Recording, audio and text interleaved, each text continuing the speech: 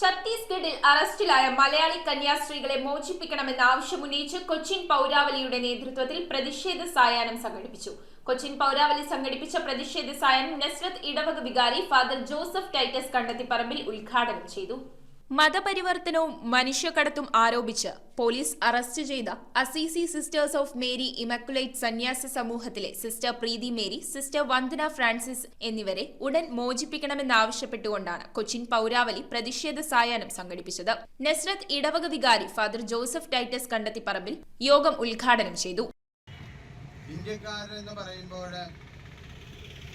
ബഹുമാനത്തോടുകൂടെ കണ്ടിരുന്ന ഒരു കാലഘട്ടം ഉണ്ടായിരുന്നു.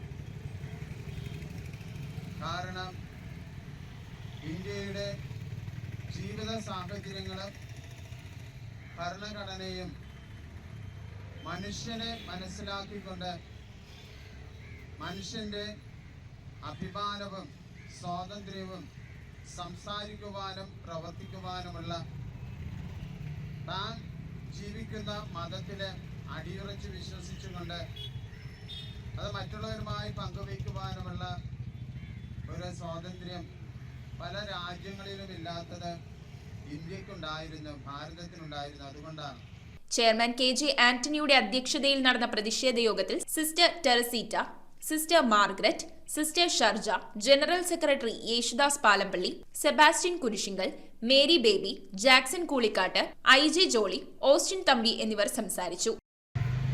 എല്ലാ മതങ്ങൾക്കും പ്രവർത്തിക്കാം, എല്ലാ മതങ്ങൾക്കും അതിൻ്റെതായ സ്വാതന്ത്ര്യമുണ്ട് എന്നിരിക്കെ എന്തുകൊണ്ടാണ് ഇവർ അറസ്റ്റ് ചെയ്തത്?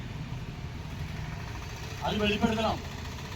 കന്യാസ്ത്രീ അമ്മയോട് ഞാൻ കാര്യങ്ങൾ തിരക്കിയപ്പോൾ അവർ പറഞ്ഞത് ഇങ്ങനെയാണ്. അവരവിടെ സ്കൂളിൽ പഠിപ്പിക്കുകയാണ്.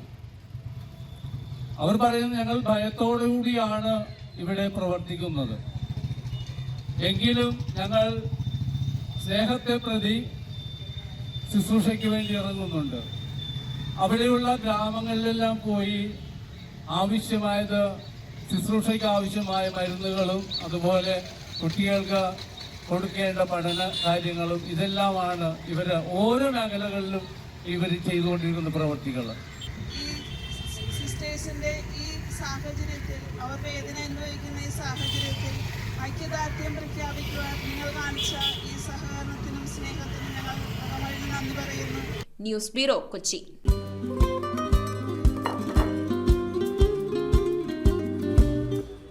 Happy birthday. താങ്ക്സ്.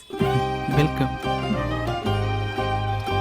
അനുഭവിച്ചറിയൂ സ്നേഹത്തിന്റെ രുചി. The salt restaurant, Thoppumpady, Kakkanad and Panampilly Nagar.